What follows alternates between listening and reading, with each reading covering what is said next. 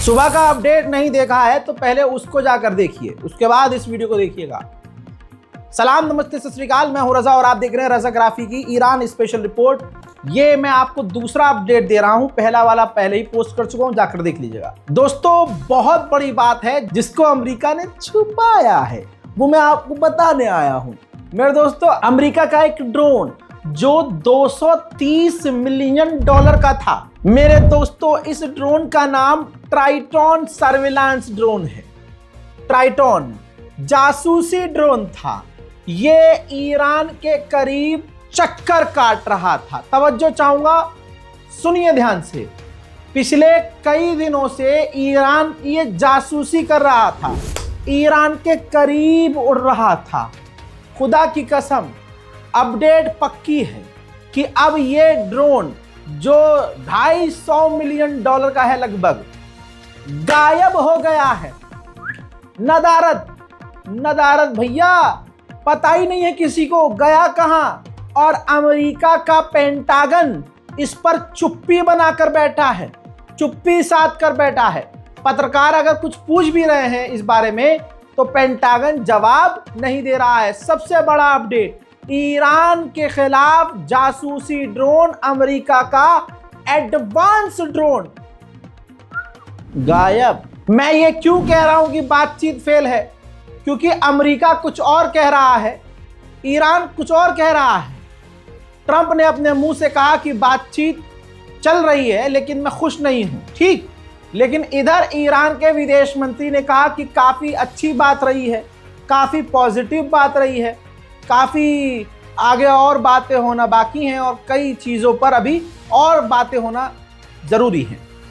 यानी अमेरिका कह रहा है कि बात बेकार हो रही है, ईरान कह रहा है बात बढ़िया चल रही है। सुनिए। پیشرفت خوبی رو داشت و خیلی جدی وارد عناصر یک توافق شدیم، هم در حوزه هسته‌ای و هم در حوزه تحریم ها. قرار ما بر این شد که تیم های فنی از دوشنبه در وین کار بررسی های فنی رو شروع بکنن در آژانس بین‌المللی انرژی اتمی و با کمک به اصطلاح کارشناسان اون سازمان که ما جلسه بعدی خود ما دور چهارم। उधर ईरान की ग्राउंड फोर्स ने भी ऐलान कर दिया है कि ईरान को बचाने के लिए, अपने मुल्क को बचाने के लिए हम पूरी तरह से तैयार हैं। ईरान की फौज ने यह भी कहा है कि हम कोई सरप्राइज नहीं है, ना हमें झटका लग रहा है जो अमेरिका हमें धमकी दे रहा है, हमें आदत है।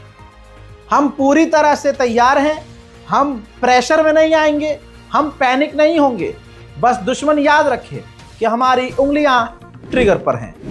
ترامپ یک شخصیت حالا به نوعی همونجوری که جناب بهروزی هم اشاره کردن یه مقداری شد بگیم غیر قابل پیش بینی از حرکاتش، همونجوری که در دور قبل زیر میز مذاکره زد.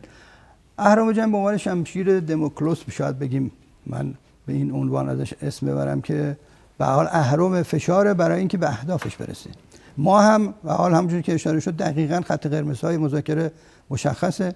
تیم مذاکره کننده ما اختیار کامل داره و با رعایت خط قرمزها مذاکره میکنه و همونطوری هم که آقای وزیر فرمودن دست نیروهای نظامی ما هم روی ماشه هست. ما دیگه دوره उधर चाइना ने भी अपने लोगों से कहा है, अपने तमाम लोगों से कह दिया है कि ईरान से निकल जाओ। हजरात, उधर भारत ने भी, हमारे भारत ने भी इजराइल के लिए अगले एक हफ्ते के लिए तमाम फ्लाइट्स को रद्द कर दिया है। कोई जहाज अब इजराइल नहीं जाएगा। दोस्तों, अमेरिका इराक से अपने कई सारे ऑफिशियल्स को निकाल रहा है। उसके अलावा दोस्तों, इजराइल के अंदर दर्जनों टैंकर, जी हां, अमेरिका के दर्जनों टैंकर नजर आ रहे हैं।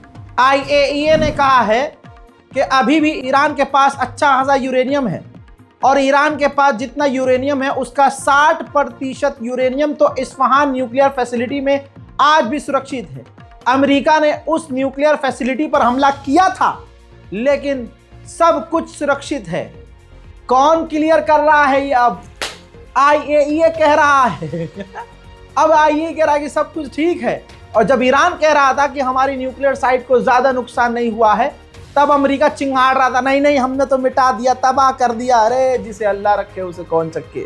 मेरे दोस्तों, IAEA ने कहा है कि 60% इस्फहान के ही न्यूक्लियर फैसिलिटी में ईरान का यूरेनियम है और ईरान हमें वहां की जांच करने दे। हजरात, इसके अलावा इजराइल को देखा जा रहा है, तस्वीर सामने आ रही है कि इजराइल पूरे इजराइल के अंदर अपने आयरन डोम तैनात कर रहा है। तो भैया कुछ तो होने वाला है। अमेरिकी ऑफिशियल से एक इजरायली रब्बी धार्मिक गुरु कह रहा है कि हम बहुत एक्साइटेड हैं कि अमेरिका ईरान पर हमला करने वाला है। सुन लीजिए। We spent 2 days here now, and almost everyone we've met with across the spectrum within the Jewish community, that's where we've been meeting, none of them have expressed any fear about going into bomb shelters or ballistic missiles from Iran.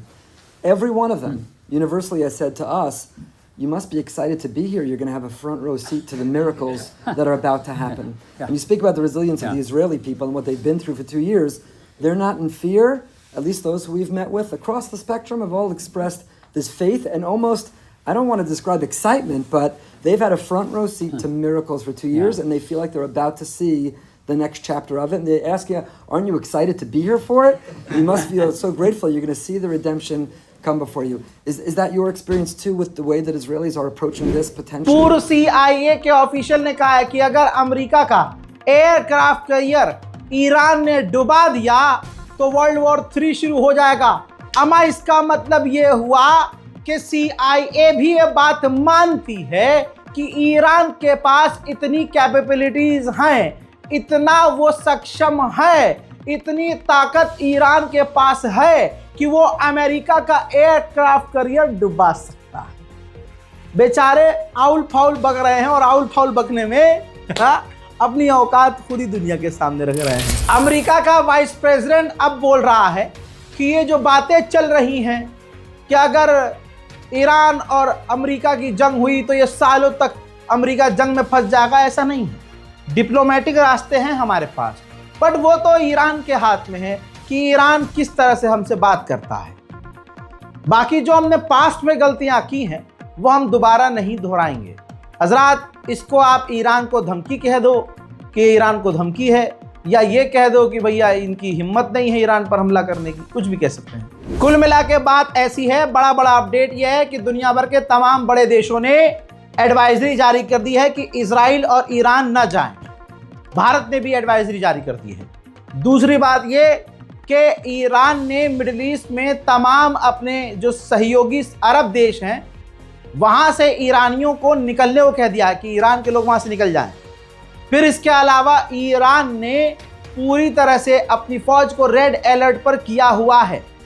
इसके अलावा Israel ने अपने तमाम shelter, bomb shelter खोल दिए हैं और तमाम एडवांस एयर डिफेंस सिस्टम तैनात कर रहा है।